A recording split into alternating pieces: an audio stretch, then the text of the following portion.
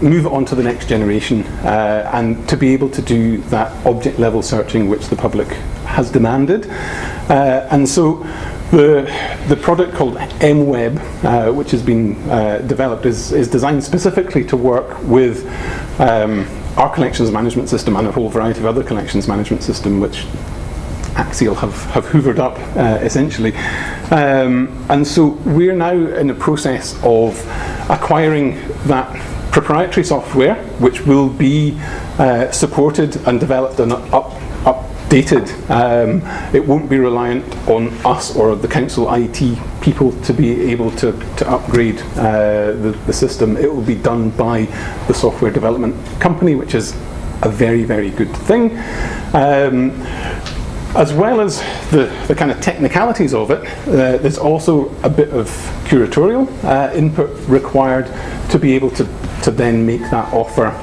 So our approach is that everything will be made available so long as we know that it exists.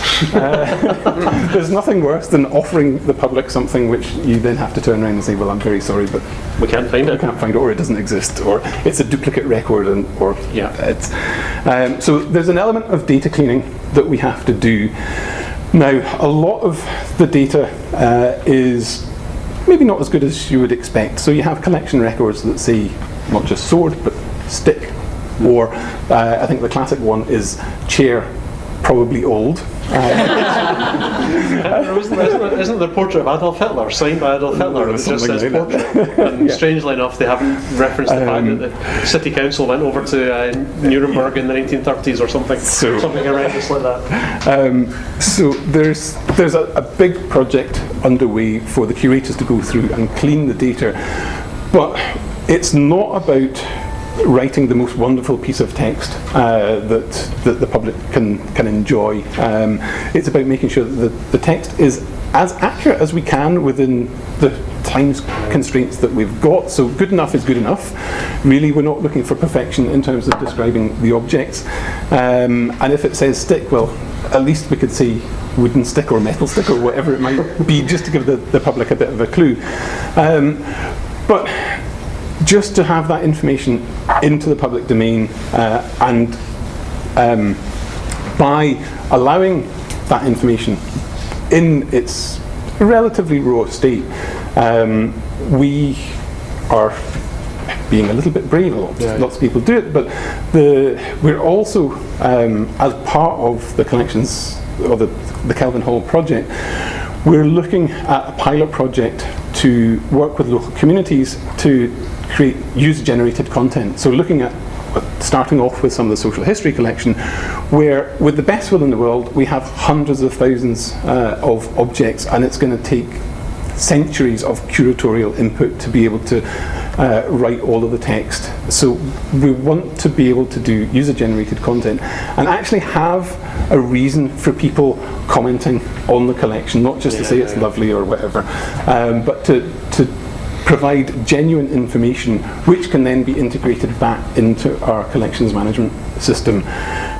So there's a pilot project ongoing at the moment, and ultimately we would hope that we'll have a whole sea of digital volunteers who are busy updating the knowledge of our collection. It'll be interesting to see how that goes. Absolutely. I think on that note, it's fascinating listening to the conversation, the interactive way you did it, but to open it up a little bit to the rest of the room before we move on to Graham, I was wondering if anybody had any comment or any question to both of them or either. They were too nice to each other, I think. No, that's fine. It was fascinating because I think there's a problem that we don't, in our discussion of these systems, actually think about it in a historical perspective. A very good example is in libraries, where they're not tearing out a hair about the limitations of OCR in packages like the early newspapers, without really recognising that the original purpose of that exercise was to replace microfilm access and to allow multiple microfilm access. So it's similar, it's about defining purpose. I suppose the observation from that is actually, can you see that sort of progression in all medical systems? What you describe is very similar to the line of progression you would get with the development of library catalogues, because initially that's about physical access, and it's put online because it's more efficient and it saves you having to deal with one card index. And then once it's online, there's the possibility of making it more publicly available. So we have that forgotten term, the online public access catalogue. We don't talk about that anymore. Then that goes on the web and that's linked. So it's a similar line. So I suppose the question is, when we teach and talk about these things, we describe them as if they're planned projects that are taken strategically through, but actually it isn't at all like that in the real world. What it is, it's jerry building with a mixture of analog and digital resources in order to deal with day-to-day customer and service requirements. And we sort of fix things together. And I wonder whether the sort of terminology and the structures we use in discussing evaluation, project management and so on are actually not appropriate for the reality of the situation that you confront in most museums and libraries. It's a complicated question, and I mean there's others in the room who might be in a better position to answer. For me, I mean I come back to the kind of the service proposition. You know, actually what we're here, this is a project to develop something which is really about having a longer term economic and social impact. And the project has its quirks and peaks and troughs, and you know you spot opportunities and you take them. I think what we were able to do is to develop some skills, some expertise. I think we missed some opportunities. I think we probably could have taken more. I think there was a bit of kind of jerry building and a little bit of opportunism across the board.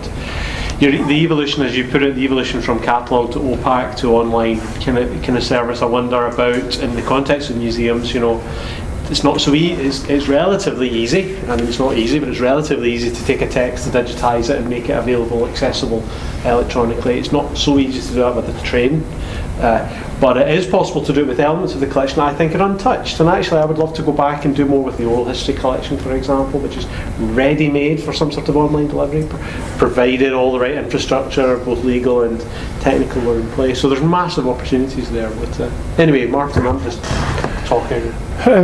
Yeah, I mean, I think we're always constrained by the resources that we have available at the given time. I mean, the Collections Navigator was done by how many people?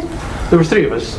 So, and three of us were not for 3 years. There were three of us at the peak, but maybe there were kind of effectively probably 2 staff FTE over that 3 years.